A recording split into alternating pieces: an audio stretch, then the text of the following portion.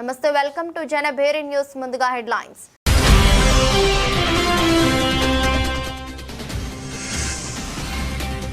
విట్ కాలేజ్లో వి launch ప్యాడ్లో 2025 startup expo కార్యక్రమం. నూతన భవనాలను ప్రారంభించిన ముఖ్యమంత్రి నారా చంద్రబాబు నాయుడు.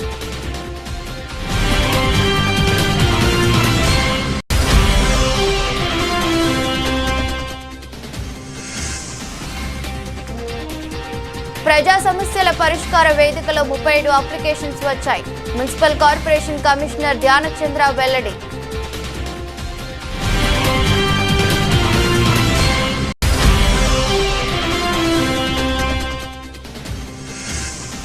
కార్మికుల సంక్షేమం కోసం ప్రత్యేక నిధిని కూటమి ప్రభుత్వం ఏర్పాటు చేయాలి.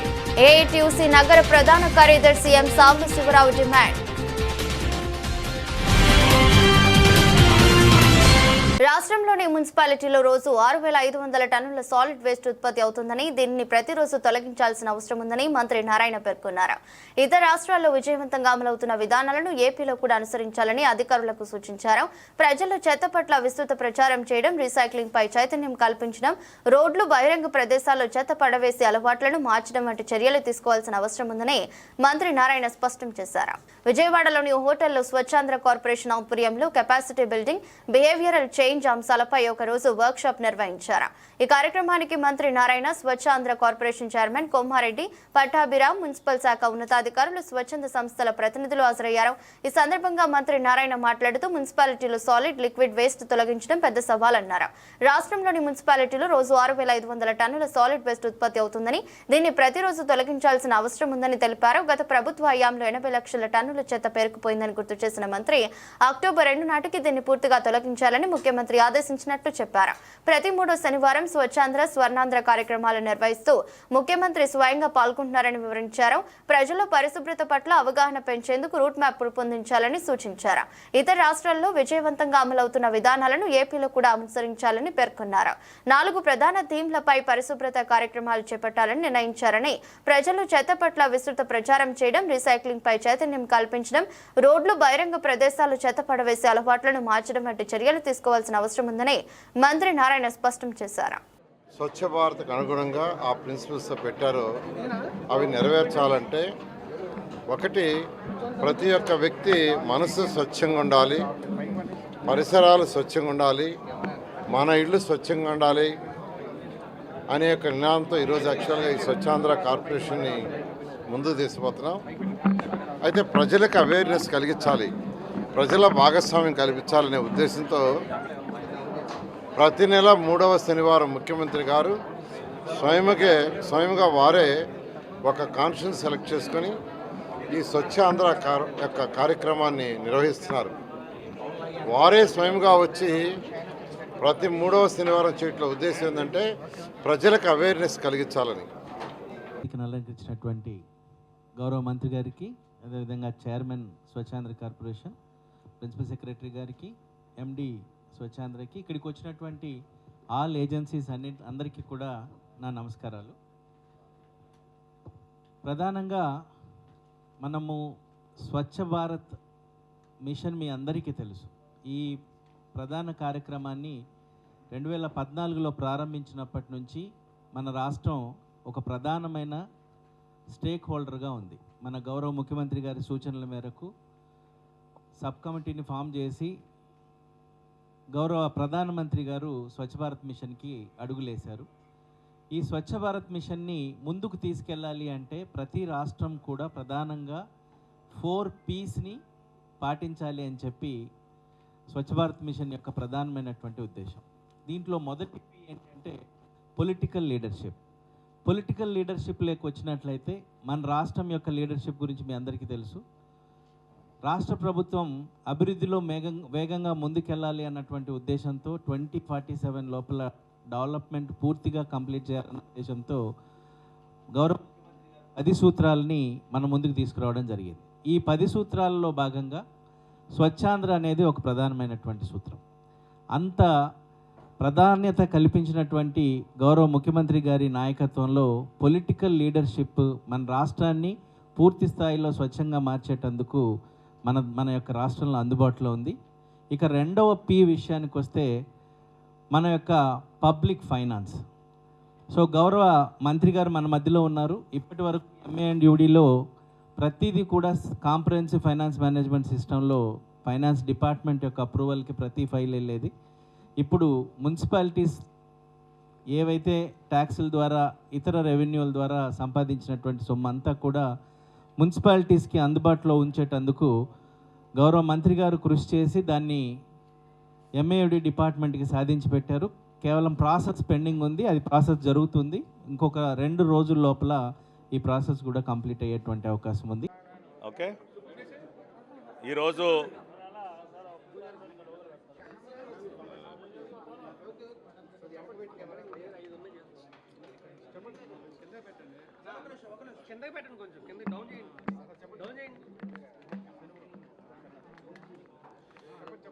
ఈరోజు గౌరవ మున్సిపల్ శాఖ మంత్రులు నారాయణ గారి సారథ్యంలో IEC capacity building behavioural change Swachhandhra corporation గౌరవ ముఖ్యమంత్రి నారా చంద్రబాబు నాయుడు గారి ఆదేశాల మేరకు రాష్ట్రంలో స్వచ్ఛతని పెంపొందించడం కోసం స్వర్ణాంధ్ర స్వచ్ఛాంధ్ర కార్యక్రమం ఒక ప్రజా ఉద్యమంగా మార్చడం కోసం గత 4 నెలల నుంచి పనిచేస్తుంది. ప్రజల భాగస్వామ్యం మరింత పెంపొందాలి అంటే ప్రజలలో అవేర్నెస్ పెరగాలి, కెపాసిటీ బిల్డింగ్ చేయాలి, బిహేవియరల్ చేంజ్ తీసుకురావాలి అన్న ఒక ఆలోచనతో మరి గౌరవ మంత్రివర్యులు నారాయణ గారి ఆదేశాల మేరకు స్వచ్ఛాంధ్ర కార్పొరేషన్ ఇవాళ రాష్ట్ర స్థాయి వర్క్షాప్ దేశ విదేశాల్లో పేరుగాంచినటువంటి అనేక సంస్థల్ని ఇక్కడికి ఆహ్వానించి వారి యొక్క ప్రజెంటేషన్స్ అన్నీ కూడా పరిశీలించి రాబోయే రోజుల్లో మరి బోత్ రూరల్ అండ్ అర్బన్లో ఏ రకంగా స్వచ్ఛ భారత్ లక్ష్యాలని స్వచ్ఛాంధ్ర లక్ష్యాలని చేరుకోవటం కోసం ఏ రకమైనటువంటి కార్యక్రమాలు చేయాలి అన్న అంశం మీద ఇవాళ రోజంతా కూడా ఒక పూర్తిస్థాయి వర్క్షాప్ని ఇక్కడ నిర్వహిస్తూ ఉన్నాం. అతి త్వరలోనే మరి ఇక్కడికి విచ్చేసినటువంటి NGOs సంస్థల భాగస్వామ్యంతో ప్రజలలోకి విస్తృతంగా మరి స్వచ్ఛ భారత్ స్వచ్ఛాంధ్ర కార్యక్రమాలను తీసుకెళ్ళి ముఖ్యమంత్రి గారి ఆకాంక్ష మేరకు దీన్ని ఒక ప్రజా ఉద్యమంగా మార్చి స్వచ్ఛత విషయంలో దేశంలోనే ఒక అగ్రగామి రాష్ట్రంగా రాష్ట్రాన్ని తీసుకువస్తామని చెప్పి తెలియజేస్తున్నాను.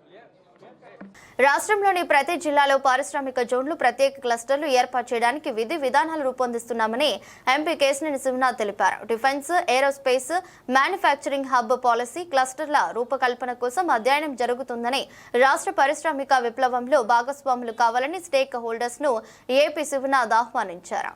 బందరోడ్లోని రాష్ట్ర పరిశ్రమల శాఖ ఆధ్వర్యంలో defence, aerospace, manufacturing hub policy క్లస్టర్ల రూపకల్పన కోసం మీట్ విత్ స్టేక్ హోల్డర్స్ కార్యక్రమం జరిగింది. ఈ స్టేక్ హోల్డర్స్ సదస్సులో ఎంపీ కేశినేని శివనాథ్ పాల్గొని కీలక ప్రసంగం చేశారు. సీఎం చంద్రబాబు నాయకత్వంలో ఏపీ దేశంలోని అగ్రగామి పారిశ్రామిక శక్తిగా ఎదగాలని లక్ష్యంగా పెట్టుకుందన్నారు. 1990లో చంద్రబాబు నాయుడు మైక్రోసాఫ్ట్ అధినేత బిల్ గేట్స్ ని కలిసి రాష్ట్రంలో పెట్టుబడులు పెట్టాలని ఆహ్వానం పలికి ప్రపంచం దృష్టి రాష్ట్రంపై పడేలా చేశారని శివనాథ్ గుర్తు చేశారు. చంద్రబాబు విజన్ 2020 వల్ల రాష్ట్రం టెక్నాలజీ రంగంలో అభివృద్ధి పదంలో సాగుతుందన్నారు. కార్యక్రమంలో జిల్లా పరిశ్రమల శాఖ అధికారులు, పారిశ్రామికవేత్తలు పాల్గొన్నారు. ఒక మంచి రోజు మనం ఎన్ని రోజుల్లో గానో కలగంటున్న డిఫెన్స్ అండ్ ఏరోస్పేస్ ఇండస్ట్రీ మన రాష్ట్రంలోకి రావాలని గౌరవ ముఖ్యమంత్రి నారా చంద్రబాబు నాయుడు గారు గత 6 నెలల నుంచి ఈ ఇండస్ట్రీ మీద చాలా కష్టపడుతున్నారు. దానిలో భాగంగానే ఆయన గత వారం రోజుల క్రితం గౌరవ DRDO X chairman Satish Reddy గారు, అంతేకాకుండా ఇస్రో ఎక్స్ చైర్మన్ సోమనాథ్ గారిని మనకి డిఫెన్స్ ఏరోస్పేస్ రాష్ట్ర ప్రభుత్వ ప్రతినిధులుగా అపాయింట్ చేయడం జరిగింది. వారి ఆధ్వర్యంలో ఇవాళ గౌరవ మంత్రివర్యులు అంతేకాకుండా ఇండస్ట్రీస్ డిపార్ట్మెంట్ వారి ఆధ్వర్యంలో ఒక డిఫెన్స్ పాలసీని ఏ విధంగా తీసుకురావచ్చో అనే దాని మీద ఒక సెమినార్ ఏపీ ఫైబర్ నెట్ వ్యవస్థలోని అన్ని విభాగాల్లో నిష్ణాతులైన టెక్నికల్ సిబ్బంది ఉన్నారని, అయితే మ్యాన్ పవర్ సప్లై ఏజెన్సీ గడువు పూర్తయి వెళ్లిపోవడంతో రాష్ట్ర వ్యాప్తంగా ఫైబర్ నెట్ సేవల అంతరాయం ఏర్పడుతుందని ఏపీ ఫైబర్ నెట్ ఫెడరేషన్ అధ్యక్షులు కృష్ణ తెలిపారు. లక్షలాది మంది వినియోగదారులు ఆపరేటర్లపై తీవ్ర ఒత్తిడికి గురి చేస్తున్నారని చెప్పారు. ముఖ్యమంత్రి చంద్రబాబు వెంటనే స్పందించి సమీక్ష సమావేశం నిర్వహించి సిగ్నల్స్ అన్ని పునరుద్ధరించేలా చేయాలని కోరుతున్నారు. ఏపీ ఫైబర్ నెట్ లో కాలం చెల్లిన బాక్సులపై ప్రజలు చెల్లించిన ₹59 ఈఎంఐ రెంటల్ ఛార్జీలను తక్షణమే తగ్గించాలని రాయలసీమ ప్రాంత ఏపీ ఫైబర్ నెట్ ఆపరేటర్లు వినియోగదారులకు నిరంతరాయ సేవల కోసం OPGW లింక్ వెంటనే కనెక్ట్ చేయాలని కోరుతూ గాంధీనగర్లోని ధర్నా చౌక్ లో ఫైబర్ నెట్ ఆపరేటర్లు ధర్నా నిర్వహించారు. ఈ సందర్భంగా ఏపీ ఫైబర్ నెట్ ఫెడరేషన్ అధ్యక్షులు కృష్ణ మాట్లాడుతూ సామాన్య ప్రజానికానికి కనీస అవసరాలైన ఇంటర్నెట్ ను అతి తక్కువ ధరకు అందించే వ్యవస్థ ఏపీ ఫైబర్ నెట్ అని అన్నారు. ఏపీ ఫైబర్ నెట్ ను సామాన్య ప్రజలకు అందించే ఉద్దేశంతో నాడు చంద్రబాబు నాయుడు ప్రారంభించారని తెలిపారు. దీన్ని అంచెలంచెలుగా 10 లక్షల కనెక్టివిటీకి తీసుకువెళ్లడం జరిగిందన్నారు. గత 5 సంవత్సరాల 10 నెలల కాలంలో జరుగుతున్న విచారణలు, అధికారులు, మంత్రుల మార్పు వల్ల సరైన జవాబుదారీతనం పూర్తి స్థాయిలో దొరకక సమస్యను అధికారుల దృష్టికి తీసుకువెళ్లడంలో ఇబ్బందులు పడుతున్నామని చెప్పారు. ముఖ్యమంత్రి చంద్రబాబు వెంటనే స్పందించి సమీక్ష సమావేశం నిర్వహించి సిగ్నల్స్ అన్ని పునరుద్ధరించేలా చేయాలని కోరారు. సమీక్ష సమావేశంలో APSFL ఆపరేటర్లను కూడా భాగస్వాములను చేయాలని, వారి సూచనలు, సలహాలు తీసుకోవాలన్నారు. డిజిటల్ విప్లవంలో రాష్ట్రాన్ని అగ్రస్థానంలో నడిపించే వ్యవస్థ ఫైబర్ నెట్ అని, దీన్ని మరింత ముందుకు తీసుకువెళ్లాలని ప్రభుత్వాన్ని కోరారు.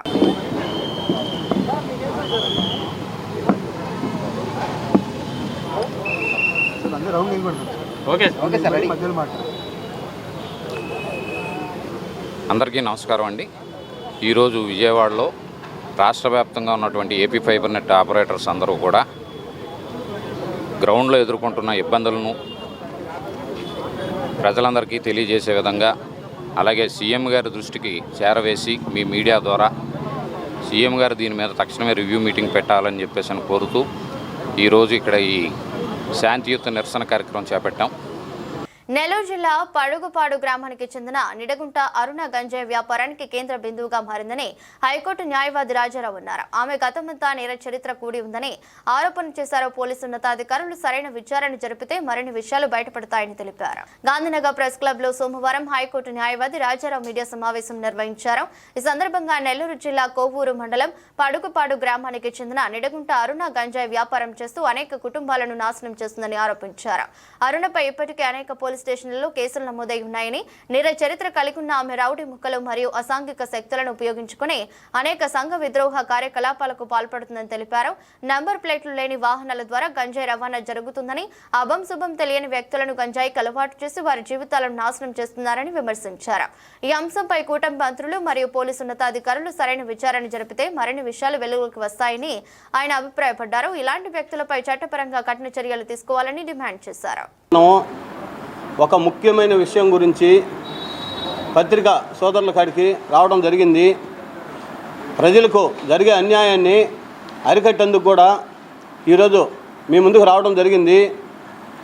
SPSR నెల్లూరు జిల్లా కోవూరు మండలం పడుగుపాడు గ్రామంలో సాయి ఎన్క్లేవ్ అపార్ట్మెంట్లో నిడిగుంట అరుణ అనే ఒక గంజాయి స్మగ్లరు ఎన్నిసార్లు చెప్పినా ఈమె విచ్చలవిడిగా వారి అనుచరులను పెట్టి గంజాయి మాల రవాణా చేయడం జరుగుతుంది. మే 2న జరగనున్న ప్రధాని నరేంద్ర మోదీ పర్యటనను దిగ్విజయం చేయాలని తూర్పు ఎమ్మెల్యే గద్దె రామ్మోహన్ పిలుపునిచ్చారు. ₹1,00,00,000 కోట్ల అభివృద్ధి పరచనున్న రాజధాని పనులకు ప్రధాని మోదీ శంకుస్థాపన చేస్తారని వివరించారు. తూర్పు నియోజకవర్గం నుంచి వేలాదిగా ప్రజలు పాల్గొని మోదీకి ఘన స్వాగతం పలకాలని కోరారు.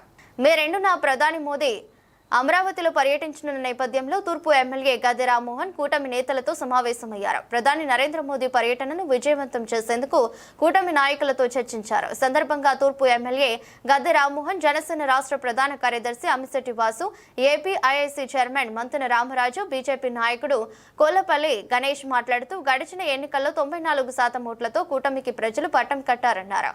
గత ప్రభుత్వం రాజధాని నిర్మాణానికి ఒక ఇటుక కూడా వేయలేదని విమర్శించారు. కూటమి అధికారంలో అధికారంలోకి వచ్చాక రాజధాని అభివృద్ధికి 1,00,000 కోట్ల రూపాయలు కేటాయించారన్నారు. హైదరాబాద్ నగరాలను తలదన్నే రాజధానిగా అమరావతిని తీర్చిదిద్దేందుకు సీఎం చంద్రబాబు కృషి చేస్తున్నారన్నారు. సమస్యల్లో ఉన్నప్పటికీ చంద్రబాబు విజ్ఞప్తి మేరకు మే 2న అమరావతికి విచ్చేస్తున్న ప్రధానమంత్రికి చరిత్రలో నిలిచిపోయే విధంగా ఘన స్వాగతం పలకాలని వారు పార్టీ శ్రేణులకు పిలుపునిచ్చారు. అందరికీ నమస్కారం. ఈ రోజున ఒక మహత్తరమైన కార్యక్రమం. విడిపోయిన ఆంధ్ర రాష్ట్రానికి గత 5 సంవత్సరాలు రాజధాని లేని రాష్ట్రంగా మార్చి అనేకమైన ఇబ్బందులకు ప్రజలను గురిచేశారు. దాని నుంచి ప్రజల యొక్క చైతన్యంతో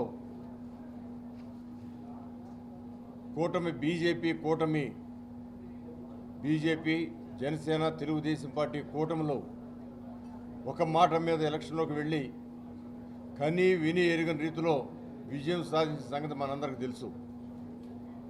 ఎంత విజయం అంటే 100కి 94% ప్రజల ఓట్లు పొందటం అనేది సామాన్యమైన విషయం కాదు. ఏదైతే మే 2వ తారీఖు మధ్యాహ్నం జరిగేటువంటి పునర్ప్రారంభ పనులు ఏదైతే అమరావతికి సంబంధించి గౌరవ ప్రధానమంత్రి గారు కానీ, ముఖ్యమంత్రి గారు కానీ, డిప్యూటీ సీఎం గారు కానీ, భారతీయ జనతా పార్టీ నాయకులందరూ కూడా పాల్గొనేటువంటి కార్యక్రమాన్ని విజయవంతం చేయడం కోసం పార్టీ ఆదేశాల మేరకు ఈరోజు గవర్నీలు శాసనసభ్యులు గద్దె రామ్మోహన్ రావు గారు కానీ, అదేవిధంగా జనసేన ఇన్ఛార్జీలు కానీ, బీజేపీ ఇన్ఛార్జీలు కానీ, గౌరవ అబ్జర్వర్లు కానీ, స్టేట్ నాయకుల కమిటీల నాయకులు కానీ, కార్యకర్తలతోటి సమావేశం ఏర్పాటు చేయడం జరిగింది. దీని ముఖ్య ఉద్దేశం ఏదైతే గవర్నీలు మోడీ గారిని మనం గౌరవిస్తూ స్వాగతం పలకాల, ప్రజలందరూ కూడా ఉత్తేజంగా వెళ్ళి మన యొక్క రాజధాని అంటే అమరావతి అంటే ఏదో ఒక వ్యక్తిది కాదు, మన రాష్ట్ర ప్రజలందరిది కూడా, రాష్ట్ర ప్రజలందరికీ అవసరం వచ్చేటువంటి రాజధాని అభివృద్ధి కోసం మే 2వ తారీఖు జరగబోవు రాజధాని పునర్నిర్మాణ కార్యక్రమానికి విచ్చేసినటువంటి నరేంద్ర మోదీ గారికి కూటమి ప్రభుత్వం తరపున ప్రజలందరూ కూడా స్వాగతం పలకాలనే ఆలోచనతో రామరాజు గారికి ఈ తూర్పు నియోజకవర్గ ఇన్ఛార్జిగా టీడీపీ పార్టీ ఇన్ఛార్జిగా వేయటం, గద్దె రామ్మోహన్ రావు గారి ఆధ్వర్యంలో ఈరోజు మీటింగ్ పెట్టుకున్నాం. ఏదైతే ప్రజలకి మాట ఇచ్చారో చంద్రబాబు నాయుడు గారు, పవన్ కళ్యాణ్ గారు, మోదీ గారు మంచి రాజధాని రావాలి, అమరావతి రాజధానిని గొప్ప రాజధానిగా తీర్చిదిద్దాలనుకున్నాము. గత ప్రభుత్వం చేసిన తప్పిదాలకి ధీటుగా మరి ఈరోజు ఇచ్చిన మాట మీదుగా మరి 1,00,000 కోట్లతో మరి రాజధాని పనులను ప్రారంభించటం అనేది ఈ ఆంధ్ర రాష్ట్ర ప్రజలకి మంచి శుభపరిణామం. కాబట్టి అందరూ కూడా పార్టీలకు అతీతంగా కూడా మన మోదీ గారికి స్వాగతం పలకాలని కూటమి ప్రజల తరపున, కూటమి నాయకత్వం తరపున, కూటమి కార్యకర్తలందరూ కూడా ఈ అమరావతికి రాబోతున్న మోదీ గారికి ఘనస్వాగతం పలకాలని మనస్ఫూర్తిగా కోరుకుంటా ఉన్నాం. ముందుగా ఏదైతే మన ఆంధ్రప్రదేశ్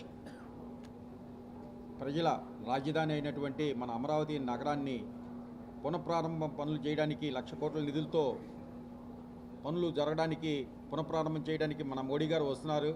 దానికి ఎన్డీఏ కూటమి తరపున తెలుగుదేశం, జనసేన, బీజేపీ పార్టీ తరపున ప్రతి నాయకుడు, కార్యకర్త తమ సొంత ఇంటికి ఏ విధంగా అయితే మనం పనులు చేయడానికి బంధుమిత్రులు అందరూ పిలుస్తాం, అదేవిధంగా మన ప్రజా రాజధానికి నరేంద్ర మోడీ గారికి స్వాగతం పలకడానికి, ఆ సభకి జయప్రదం చేయాలని చెప్పేసి ముఖ్యంగా మన ఆంధ్రప్రదేశ్ 3 పార్టీల ప్రజాప్రతినిధులకి మరియు అధికారులకి, నాయకులకి, అందరికీ కార్యకర్తలకి రావాల్సిందిగా కోరుతున్నాం.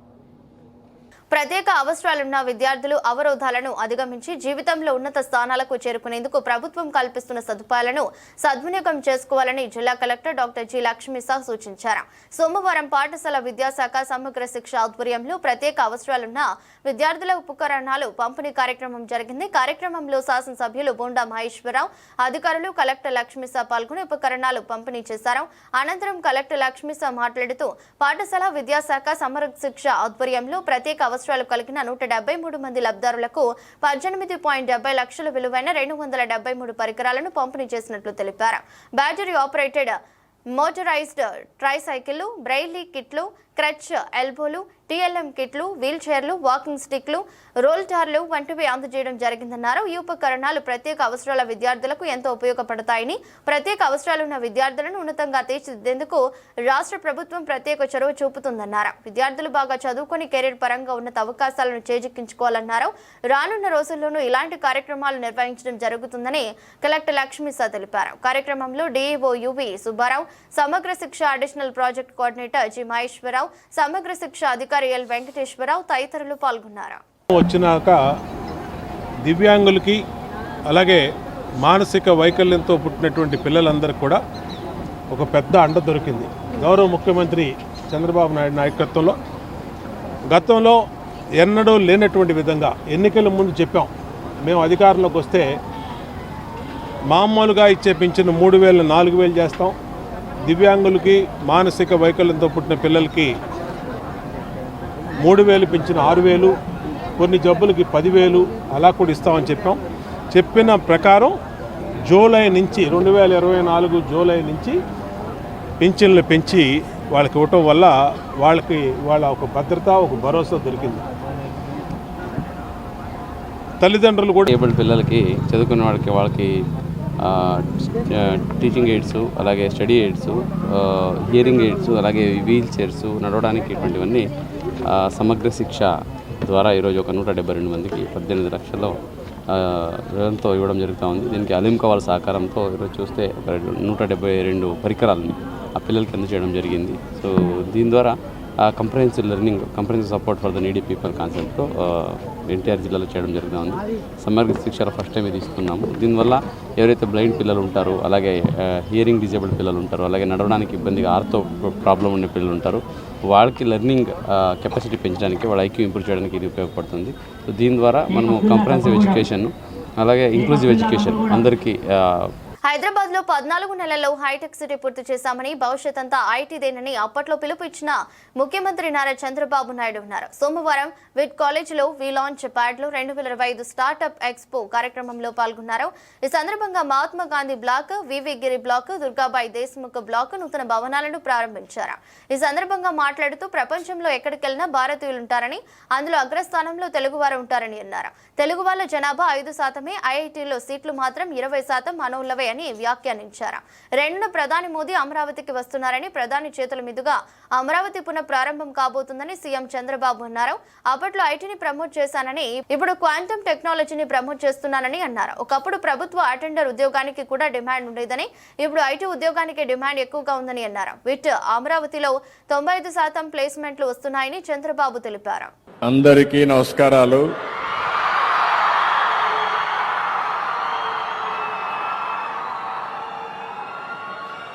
మొట్టమొదటిసారిగా విఐటి స్టూడెంట్స్కి అందరికీ, ఆ తర్వాత ఫ్యాకల్టీ మెంబర్స్కి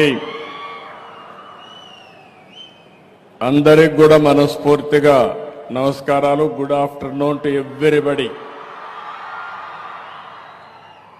chancellor respected Viswanathan, vice president Sankar Viswanathan, minister for tourism Kandula Durgesham garu, assistant vice president Mrs Kadambari Viswanathan garu, vice chancellor Mister S V Kotareddy, VIT trustee Ramani Balasundaram, MLA Tadikonda respected Shri Sravan Kumar garu, chairman TI global Hyderabad Murali Bukkapatnam, vice president TCS Hyderabad. ప్రతి సోమవారం నిర్వహించే ప్రజా సమస్యల పరిష్కార వేదికలో 37 అప్లికేషన్స్ వచ్చాయని మున్సిపల్ కార్పొరేషన్ కమిషనర్ ధ్యానచంద్ర వెల్లడించారు. ప్రతి అర్జీదారుని వద్దకు అధికారులు వెళ్లి క్షేత్రస్థాయిలో పరిశీలించి సమస్యకు పరిష్కరించే విధంగా కృషి చేస్తున్నామని స్పష్టం చేశారు. కూటమి ప్రభుత్వం ప్రతిష్టాత్మకంగా చేపట్టిన ప్రజా సమస్యల పరిష్కార వేదిక కార్యక్రమం విజయవాడ నగరపాలక సంస్థ ప్రధాన కార్యాలయంలో సోమవారం జరిగింది. కార్యక్రమంలో మున్సిపల్ కమిషనర్ ధ్యానచంద్ర అధికారులు పాల్గొన్నారు. ఈ సందర్భంగా విఎంసీ కమిషనర్ ధ్యానచంద్ర మాట్లాడుతూ ప్రతి సోమవారం ప్రజా సమస్యల పరిష్కార వేదిక నిర్వహిస్తున్నామన్నారు. నేడు మొత్తం 37 అర్జీలు వచ్చాయని వాటిని త్వరితగతిన పరిష్కరించాలని అధికారులను ఆదేశించానన్నారు. ప్రతి సమస్యను క్షేత్రస్థాయిలో పరిశీలించి బాధితులతో మాట్లాడిన పరిష్కరిస్తున్నట్లు చెప్పారు. కోర్టులో ఉన్న సమస్యలు తప్ప మిగిలిన అన్ని సమస్యలకు త్వరితగతిన పరిష్కరిస్తున్నట్టు చెప్పారు. సెషన్ అనేది విఎంసీ ఆఫీస్ లో అలాగే 3 సర్కిల్లో కూడా జరుగుతూ ఉంది. లాస్ట్ వీక్ 61 అప్లికేషన్స్ వచ్చినాయి. అన్ని కూడా బియాండ్ ఎస్ఎల్ఏ వెళ్లకుండా మన అధికారులు ఫీల్డ్ లెవెల్లో క్లియర్ చేయడం జరిగింది. కొన్ని రీఓపెన్ కేసెస్ వచ్చిన వెంటనే ఆఫీసర్స్ వాళ్ళతో పర్సనలీ కాంటాక్ట్ అయ్యి లొకేషన్కి వెళ్ళి ఎక్సెప్ట్ ఫర్ ఫైనాన్షియల్ ఇష్యూస్ ఉండొచ్చు, కోర్ట్ కేసెస్ తప్ప రిమైనింగ్ అన్ని కూడా పబ్లిక్ సాటిస్ఫాక్షన్ తోనే క్లోజ్ చేయడం జరుగుతూ ఉంది. ఈ రోజు కూడా దాదాపుగా 35 అప్లికేషన్స్ వచ్చినాయి ఇప్పటికే. మెయిన్లీ ఎంక్రోచ్మెంట్ సమస్య, వాటర్ ఇష్యూస్, అలాగనే మనకి పెన్షన్ సమస్య, దీనిపైన చాలా వరకు అప్లికేషన్స్ రావడం జరిగింది. లాంగ్ టర్మ్ పెండింగ్ ఉన్న కొన్ని ఇష్యూస్ ఈ రోజు దృష్టికి తీసుకోవడం జరిగింది. ఇవి కూడా బియాండ్ ఎస్ఎల్ఏ వెళ్లకుండా క్లియర్ చేయడం జరుగుతుంది. ముఖ్యంగా ప్రతి ఆఫీసర్ కూడా ఫీల్డ్ కలవడము, పిటిషనర్స్ తో కలవడము, pre visit photos, post visit photos ఇవన్నీ కూడా కంప్లీట్ చేయడానికి ఉన్న డైరెక్షన్స్ వరకు కలెక్టర్ గారి ఇన్స్ట్రక్షన్స్ వరకు క్లోజ్ చేయడం జరుగుతుంది. Thank you. కూటమి ప్రభుత్వం అధికారులకు వస్తే సంపద సృష్టించి ఆ సంపదను అర్హులైన ప్రజలకు అందిస్తానని చెప్పిన ముఖ్యమంత్రి చంద్రబాబు నాయుడు వాగ్దానం నేటికి అమలు కాకపోవడం చాలా దారుణమని, అర్హులైన నిరుపేదలకు వృద్ధాప్య పెన్షన్ అందించడంలో ప్రభుత్వం విఫలమైందని సిపిఎం నగరపాలక సంస్థ ఫ్లోర్ లీడర్ బోయి సత్యబాబు తెలిపారు. అధికారంలోకి వచ్చి 11 నెలలు గడుస్తున్నా వృద్ధులకు, వితంతువులకు, వికలాంగులకు పెన్షన్లు మంజూరు చేయడంలో వైఫల్యం చెందారని ఆగ్రహం వ్యక్తం చేశారు. విజయవాడ నగరంలో అర్హులైన పేదలకు పెన్షన్ల సౌకర్యం కల్పించాలని పెన్షనర్ సాధన సమితి ఆధ్వర్యంలో నగరపాలక సంస్థ కమిషనర్ ఎదుట వికలాంగులు, వృద్ధులు, వితంతువులు ప్రభుత్వానికి వ్యతిరేకంగా నిరసన కార్యక్రమం చేపట్టారు.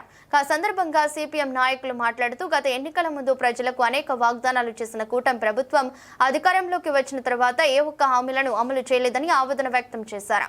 గత వైసీపీ పరిపాలనలో రద్దయిన పెన్షన్లను కూటమి ప్రభుత్వం అధికారంలోకి వస్తే వాటిని పునరుద్ధరిస్తామని, మహిళలకు ఆశ చూపి అమలు చేయకపోవడం చాలా దారుణమని మండిపడ్డారు.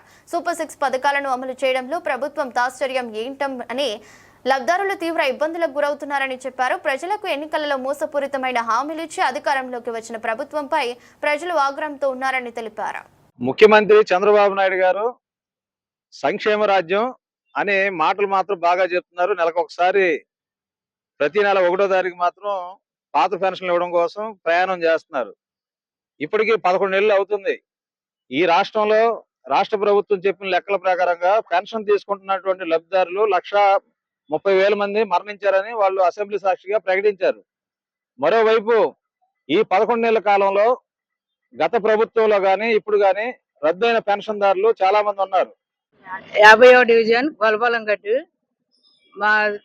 మాకు పెన్షన్లు వచ్చే పెన్షన్లు ఆపేశారు. అదేమిటండి అని అడిగితే ఒక ఇంట్లో ఇద్దరికి ఇవ్వరని చెప్పి మాకు ఆప్షన్ పెట్టి పెన్షన్లు ఇచ్చేవి కూడా ఆపేశారు. అలా కుదరదని మేము డిమాండ్ చేసి ప్రతిసారి అలాగా మేము పెన్షన్లు పెడుతూనే ఉన్నాము. కానీ అవి మాకు రిలీజ్ చేయట్లేదు. ఎందుకు చేయట్లేదు అని అడిగితే అదేమనంటే పైన ఆపేశారమ్మా, పైన ఆప్షన్ రావాలి, వాళ్ళు వదలాలి, వదిలితే కనుక మేము ఇస్తామని చెప్పి వాళ్ళు అలా చెప్తున్నారు. ఎప్పటికప్పటికి ఎన్నిసార్లు అడిగినా వాళ్ళు అదే ప్రశ్న చెప్తున్నారు. వారు సచివాలయం చుట్టూ, ఇటు మున్సిపల్ కమిషనర్ గారి చుట్టూ, అటు కలెక్టర్ ఆఫీస్ గారి చుట్టూ అన్ని చోట్ల అన్ని వైపులు తిరుగుతూనే ఉన్నాము. కానీ మాకు ఏది ఫలితం లభించడం లేదు. కాబట్టి ఈ తెలుగుదేశం వాళ్ళని గట్టిగా మేము నిర్ణయించి పోరాడి వాళ్ళు మాకు మా పెన్షన్లు ఆపేసిన పెన్షన్లు, కొత్త పెన్షన్లు, వృద్ధాప్య పెన్షన్లు, వికలాంగుల పెన్షన్లు, ఒంటరి మహిళల పెన్షన్లు మొత్తం అందరూ కలిపి రిలీజ్ చేయవాలని ఈ ప్రభుత్వాన్ని మేము గట్టిగా పోరాడుతున్నాం. ఇప్పుడు మేము బాగా చేస్తాం. జగన్ కరెంటు మీటర్లతో పింఛన్లు తీశాడు. అదే కరెంటు మీటర్లు ఏం లేకుండా మేము పెన్షన్లు ఆయన రద్దు చేసి అన్ని కూడా ఇస్తామని చెప్పారు. బీసీలకి, ఎస్టీలకి, ఎస్సీలకి కూడా మొత్తం 50 సంవత్సరాలు దాటిన వాళ్ళకి పెన్షన్లు ఇస్తామని చెప్పారు. అలాగే వికలాంగులకి, వితంతువులకి, ఒంటరి మహిళలకి, మరి వృద్ధాప్యం ఉన్న వాళ్ళకి కూడా మేము పెన్షన్లు ఇస్తామని చెప్పారు. మరి ఇంతవరకు నువ్వు 11 నెలలైంది మేము సంక్షేమ పథకాలు బాగా ఇస్తున్నాము అని పండగలు చేసుకున్నావు. మా ప్రభుత్వం నచ్చింది కాబట్టి గెలిపించారు. మా సంక్షేమ పథకాలన్నీ ఏ అని మేము ఈ రోజున అడుగుతున్నాము. అలాగే చదువుకునే పిల్లలకు కూడా డబ్బులు వేస్తామని చెప్పేసి ఇంతవరకు లేదు. మరి పిల్లల్ని నువ్వు కనమంటున్నావు, ఉన్న వాళ్ళకే దిక్కు లేదు, కంటే ఏం చేస్తావు? మరి గతంలో ఎలక్షన్ వస్తే 2 పిల్లలకి వినాయింపు సీట్ లేదని చెప్పేవాడు నువ్వు. ఇంకా కంటూ ఉండండి మేము వేస్తా ఉన్నాం. ఇప్పుడు ఉన్నోళ్ళకే చదివించలేక అల్లాడిపోతున్నావు. స్కూళ్ళన్నీ కూడా ప్రైవేట్ పరం చేసి దారాగతం చేసావు. గవర్నమెంట్ స్కూళ్ళు గవర్నమెంట్ కాలేజీలకు చేసావు. ఇప్పుడు ఉన్న పెన్షన్లు మాత్రం చాలా మంది సంవత్సరం దాటిపోయినా కూడా ముఠా కార్మికుల సంక్షేమం కోసం కార్మికులకు కాపాడేందుకు సమగ్ర చట్టంతో పాటు కార్మికుల సంక్షేమం కోసం ప్రత్యేక నిధిని కూటమి ప్రభుత్వం ఏర్పాటు చేయాలని ఏఐటీయూసీ నగర ప్రధాన కార్యదర్శి ఎం సాంబశివరావు డిమాండ్ చేశారు. నగరంలో 3,000 మంది పైగా ముఠా కార్మికులు జీవనోపాధి పొందుతున్నారని, గత ఎన్నికల ముందు కార్మికులకు ఇచ్చిన హామీలను తక్షణం అమలు చేయాలని విజ్ఞప్తి చేశారు. ముఠా కార్మికుల సంఘం 43వ మహాసభలో కార్మికులు ఎదుర్కొంటున్న సమస్యలపై సుదీర్ఘంగా చర్చించి నూతన కమిటీని ఎన్నుకోవడం జరిగిందని చెప్పారు. లెనిన్ భవనంలో ఏర్పాటు చేసిన విలేకరుల సమావేశంలో ఎం సాంబశివరావు ముఠా కార్మిక సంఘాల నూతన అధ్యక్ష కార్యదర్శులు మాట్లాడుతూ ముఠా కార్మికుల సంక్షేమానికి ఎన్నికల ముందు కూటమి ఇచ్చిన హామీలను నిలబెట్టుకోవాలన్నారు. కార్మికులకు 2 సెంట్లు స్థలాన్ని ఇవ్వాలని కోరుతున్నారు. విజయవాడలో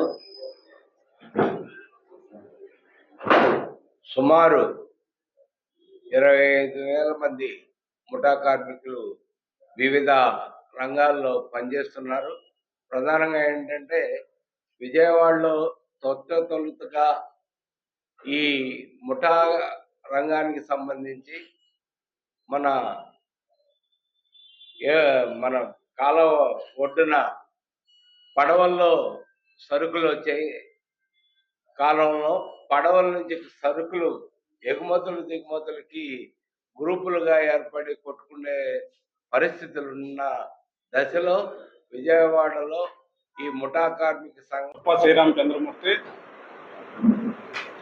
ముఠా కార్మిక సంఘంలో 30 సంవత్సరాలుగా నేను ఈ వృత్తిలో ఉన్నా.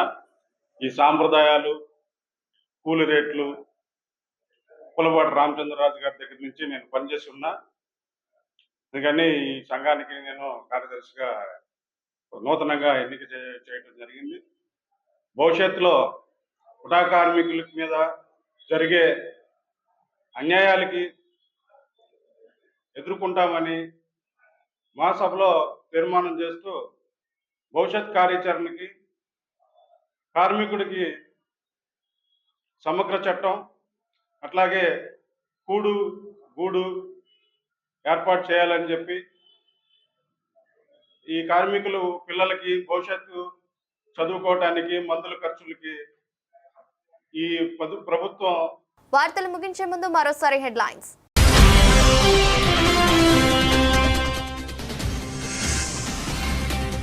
విట్ కాలేజ్లో వి లాంచ్ ప్యాడ్ లో 2025 స్టార్టప్ ఎక్స్పో కార్యక్రమం. నూతన భవనాలను ప్రారంభించిన ముఖ్యమంత్రి Nara Chandrababu Naidu.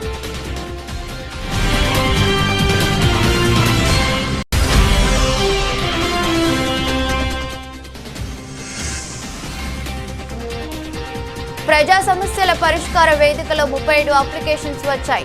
Municipal corporation commissioner Dhyanachandra వెల్లడి.